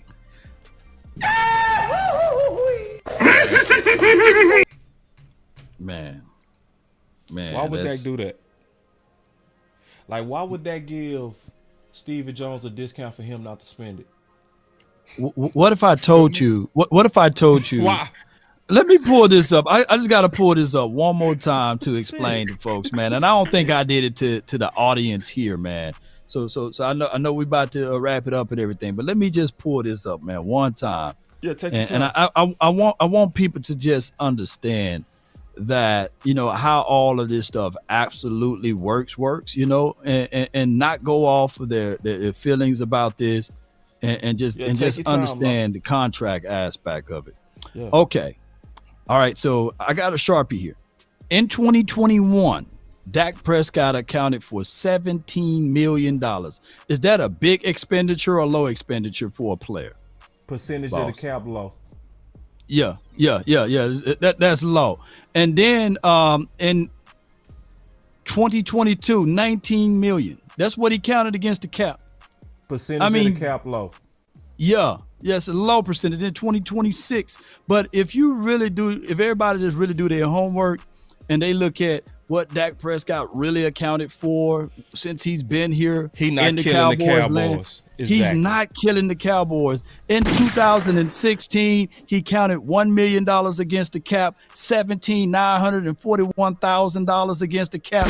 I mean, Rico Gathers was making more money than Dak Prescott. In 2018, $630,000. Man, there's somebody watching this channel make that much money right now. Y'all just want answers? Okay. All right. And then 2019, he counted $2.1 million against the cap. The craziest thing of it all between that year, because they franchise tagged him and then they worked that deal out, he literally counted $31.4 million against the cap in 2020. But that was pretty much after they did the franchise rigmarole thing with him, and we still had $60 million, and we signed some hey guys. You know what I'm saying? Yes. Yeah. So I just want people, man, and I get it. I understand that people want to get angry and upset at Dak Prescott and his money and his cap. But all of those years that I just pointed out, when we had the cachet, when we had the money, the remuneration to go out there and grab somebody, to go get somebody, the argument was that the reason why they couldn't get somebody is because they said they got to pay Dak. You know what I'm saying? So when they ultimately paid him, they still had money left over, and they still didn't get anybody. Do that makes any sense, y'all? No. So why would you give him a discount? It's the whole thing. So why would you give him a discount? They misusing it. Like you would. Yeah. Come on now. It's really that simple too, really. Yeah, it's low cap hit. So all I can say is now it's finna hit. Me personally, this is what I really want, man. I'm to the point whereas I can't wait for the day that Dak is gone. I agree. I want him gone then. I want him to go. What you mean. So we can just, what you mean. You know what I'm talking about, right? That. I just want him to go. I just get rid of Dak. Yeah, so people can understand. Just end it. Go get started over Dallas and show what you got. You feel me? Y'all hate on him. But we mean that. We don't mean that. Another entendre. It's an entendre. Yeah, because we know what the result go likely be. But it's like sometimes you want people to go ahead and get what they've been asking for. It's like, bro, y'all been saying y'all wanted this. Y'all been saying y'all wanted Cooper Rush, and you've been wanting a red rifle. Now you want Trey Lance. You don't know what you want. Every time you get what you want, it don't work. Every time. Well, let's get Trey Lance. You've been trying to give every quarterback a chance to get rid of Dak, and none of them work. None of them work. Right. Just go ahead and do it. Just do it. Just go ahead. Also, they are in the middle rows with even CD. Like, don't stretch this thing all the way out. Go ahead and pay that man. Don't stretch this thing all the way out. It's a lot of receivers waiting to get paid. You need to pay him now. You need to pay him now before Justin Jefferson. I'm telling you. See, we still, you know what we on? We still be on stuff like the first person that call loses. The first person that makes the call loses. See, we still, what was the owner before Jerry? What was his name? Tex Ram, I believe. Somebody. Tex Ram taught me a long time ago. The first person that makes the call. The first person. Man, that's when the salary cap was $1. Get the fuck out of here, man. Bum right or somebody. Hey, here's another thing though. that when we look at all of this is simple. Because I believe last year, boss, remember we were talking about, man, we can literally extend Dak Prescott for 49, 48 million. Yeah. Before Hurts got paid, right? Yeah. Before. Yeah. Easily. We would have got him at 48. That's Easily. saving you about 10 million there. 10. No. Because see, hey, hold up. He right. Wouldn't that mean you believe in? Wouldn't that mean you believe I'm in that? with you, big. I'm with you. It's a good way to get your bet. Yep. Don't you know how much money we be rolling into right now? I'm gonna keep you extended him. Listen to what you're saying, Law. Listen to what you're saying. You could have already done this. So I'm gonna go back to it again. If you believed in your quarterback, you would have did it. Yeah, I think it's worse than that, big. I think it's slightly worse. I think it's partially what you're saying. I think they also partially resent Dak. True. I think Maybe they do. That. I think they resent that he the type that don't go on those boat trips with him. Right. He stays with the You don't players. never see them together. No, what did Prescott father said to us, man? It's been a long time now. I'm gonna go ahead and say it. Yeah. He said they betted against us. He said he was in watery eyes, man. We was out there. He said they betted against my son. Yep. Facts. They betted against my son. Yeah. And if that's the father speaking to us about that, what you think, man, how he feels? You know, right. When you bet, when you have ownership, when you have the organization to bet against you. Against. Oh, listen, it is no quarterback in history with Dak Prescott's resume that ever been franchise tagged. None in history. I think that Drew Brees probably got tagged at the end, but they already knew his resume. Oh, a resume. Okay, yeah. You know what I'm saying? And you could say Kirk Cousins, but Kirk Cousins' resume wasn't Dak. He wasn't an instant success. You know? So anyway. Yeah. So Serotonin, I appreciate you said so trade Dak Prescott. And here's the thing. But no. Here's the thing. See, Todd France is not a fool, right? So Todd France, that contract is whooping the Joneses' asses, man. It is. And, you know, it's beating them down left and right because he's seen this happen before it happened and said, all right, cool, I'm going to put these clauses on there so that y'all won't Russell Wilson him, so that y'all won't do X, Y, and Z to him, so you won't even Amari Cooper him. You know, they send Amari Cooper to Siberia. Amari Cooper supposed to go there to fail, but ultimately what Amari Cooper did, he absolutely rose to the occasion over there. He was like the first wide receiver in Browns history to do all of those crazy numbers. And I'm sitting here looking at my precious numbers that could have been here. Could have been. So look. I know I'm hogging the mic. You know, like you say, those pastors. But I'm gonna tell you. So if you had the kind of caliber of wide receiver here. So when you have a slow start with CD Lamb moping and got his face longer than Jay Leno chin, maybe you won't have two guys moping. Maybe you have an Amari Cooper to get wild. Exactly. You know what I'm saying? Facts. Yeah. The truth is, what Law is saying is, to be honest, we should have had right now Amari starting to phase into the number 2, and then CD would have been climbing into the number 1 position in a natural cycle. It's the same thing that happened with Justin Jefferson and Thielen. Thielen was the number 1, but then it cycled, right? We should have we still to this day should have Amari, but we chose Gallup. That's what we did. It's just what it is. Yeah, and you know why they chose Gallup? Gallup? Fans don't believe in you, Steven. Yeah. That's why everybody roll their eyes when you talked about Jerry said he always out. No, y'all not. Y'all play games. You trying to be right about your draft picks. You be forcing it. That's what we know. That's what you're doing. You told us, well, when y'all see what Gallup can do, you bet on Gallup coming off an ACL. I don't care how Amari pouted. Amari can pout all he want. He's still better than Gallup coming off an ACL any day. And on top of that, remember they tried to hit us with, Amari kept getting hurt and stuff. And then we did our research and we was like, nah, Gallup been hurt every year. Gallup been hurt every year. Yep. It's crazy, man.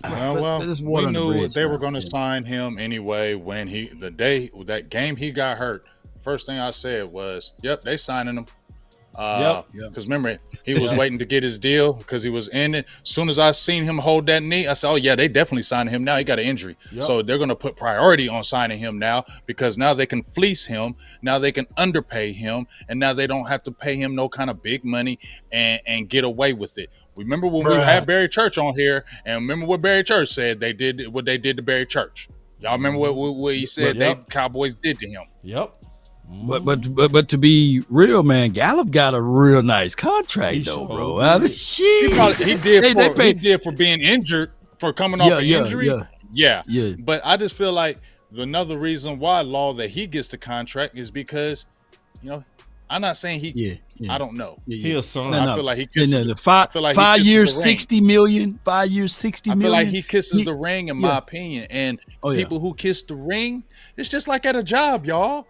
Well, when we working at a job, them people, and you like, man, this fool right here. Oh my God, like you getting this money, but you see him over there. You know what I'm saying? Like, bro, like they get their favorites and then they take care of their favorites. LVE is a favorite son. That's why he gets the opportunity to be able to come back. Michael Gallup is a favorite son. That's why we're going to play you. What? You're talking back and talking out? Nah, you ain't a favorite son, and we're going to get rid of you no matter how much kind of talent you have. We want people that come in here and do what we tell them to do. Don't tell me that that's not the mentality, because we all seen from time and time again, when you see guys being raucous and like Dez and them, they're like, nah, that's not the Cowboys way. It's about the brand. And you're going to respect the brand more than anything else. So y'all ain't going to be doing all that crazy stuff over here in Dallas. And that's the way it is. And that's the law that they have. Yeah, man, shout out to the Laws, man. And hear me out, man. Shout out to Gallup, man. I still like you, man. My guy. They said they hired Zim to move Parsons to linebacker. He's not a defensive end in Zim's system. They're going to use that during negotiations. Facts, I can see that. I can see that happening, Klebo. He called out. He called out. Oh boy, today in that interview. It's already starting, Law. I'm gonna listen to it. It's already starting. Yeah. Listen to it. It's somewhere in the midway point, whereas he put the onus on him instead of on the coaching staff. Weewu said, but he probably offered Dak Mahomes current money. I wouldn't be surprised. Then Coach Marv said, fellas, like I said, the Jones are using the Gilligan's Island concept to make money with the Cowboys, to finance their other real money-making business. Facts. Yeah. And I see what he's saying. It's like, basically, it's reality TV. That's basically what he's saying. All it is. Because it makes sense. Because especially when you start looking at Trey Lance, the drama that they created with that, it's just backwards. Like, every other team unload QB controversies, we welcome them. We want them. We want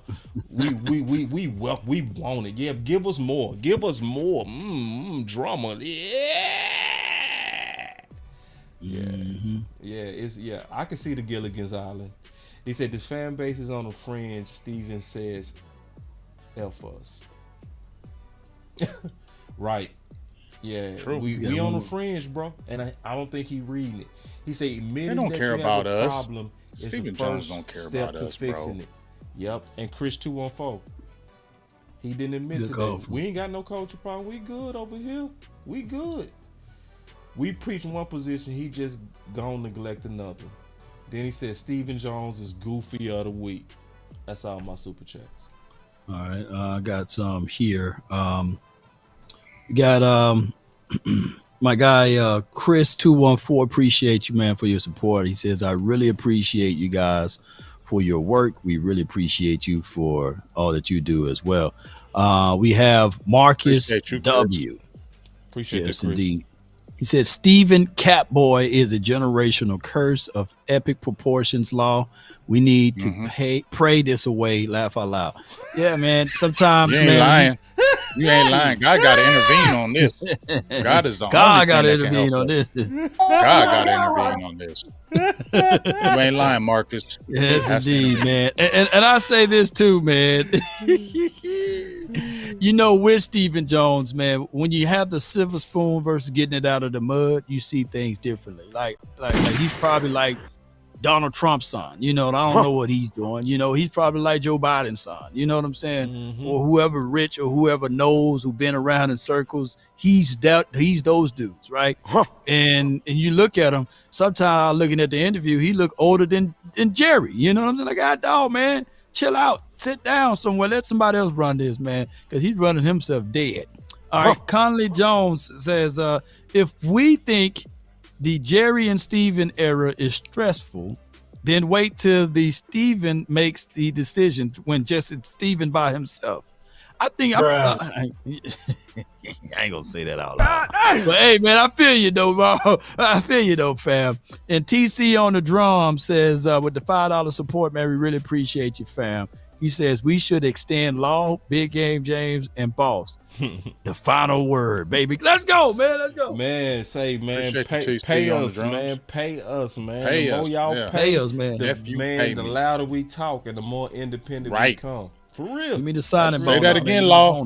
I mean, say that again, Boss. Say that again. Pay us, bro. Like, for real. Yeah. Like, listen, because some people can't just kill the mic. The mic ain't for everybody. You need sometimes people that support.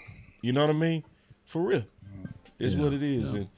And I think Law is gifted on the mic. So help him, support him. Help him do more. Ain't no thinking. He gifted. Ain't no thinking. You don't get 100K with no gifts. Yeah, for real. Because if y'all get 100K, what? If I promise y'all, bro, if all of us independent doing this, oh my God. What you think gonna happen if Big doing this full time all the time? What? Bro, I'm putting pressure. What you think gonna happen? I'm putting real pressure. Yeah, man. So anyway, nope. You know what I'm saying? Y'all get us there when we get there, man. We appreciate everybody, man. Everything counts. So, and my boy with the last super chat say, wide receiver with 24 picks. I love it. I wouldn't put it past it. I love it too. They gonna really put the pressure. Hey, yeah, they're gonna put pressure. Pressure. I got a couple super chats I want to go through right quick, y'all. Marvin Hargrove, my dog, he came with the $2 holla just for the $2 holla. And my guy Chris 214, I think he hit everybody's page, but he asked me what would it take for me to drink Kool-Aid? Absolutely nothing, Chris 214. Absolutely nothing. that damn Super Bowl, you drink all. Yeah, right. But I was going through the Super Bowl. That's almost like when pigs fly. Oh, hey. All right, so my final word. I mean, just when I thought we was gonna talk about football today, they dropped some content on us. For real, like for real. I was like, man, right. I was like, oh, we finally get to talk about some football today. Nah, we talking about drama that they create. Your mama. You know what I mean? So yeah, it is what it is, man. It's you know, I'm in this to try to put ideas out there to help us win a championship. I'm turning more into a person that's just documenting dysfunction. That's what it's starting to feel like. It's going from being on a mission to just kind of keeping records on the stupid stuff we do. But at the same time, on a glass half full type of thing, even though they very dysfunctional, they still have some talented pieces around them. I think Law is right on that. I think in terms of talent, I think Will McClay is talented. I think the scouting team is talented. I think overall, as long as we keep Will McClay, we go get multiple cracks at it. It's just that will they get out the way and be able to execute on it. Also, we go take a pause from the final word. We ain't gonna be here next week. I just want to give y'all that, let y'all know we taking a pause before the 13th. We be needing a break too. Say we be needing a break too, bruh. Say finish it. Boys be over here delirious doing the final word. So free agency gonna start around the 13th. So that's gonna give us some time. I love that. That's gonna give us some time to refresh, recharge, rebuild. Because we always working. We ain't gonna stop working. We just ain't gonna do final word next week. We ain't gonna just. So I just want to let everybody know that me and Law talked about it before the show. Just so everybody know, we go be here. Now we gonna still do the draft show. We just ain't doing this Tuesday. We all go chill. Big is chilling. I'm chilling. Law is chilling. Let's go. That's my final word. I'm gonna be honest with you. I wish I had some final words. I ain't got no words for this team. None at all. I'm tired of y'all. Y'all get on my nerves. I love my squad. It muted him. All I ask. They got you, dog. Come on, man. Got him. They got him. They got him. Riggs. They said we don't want to hear that. They got him, bro. The mic said, all right. You know what I'm saying? All right.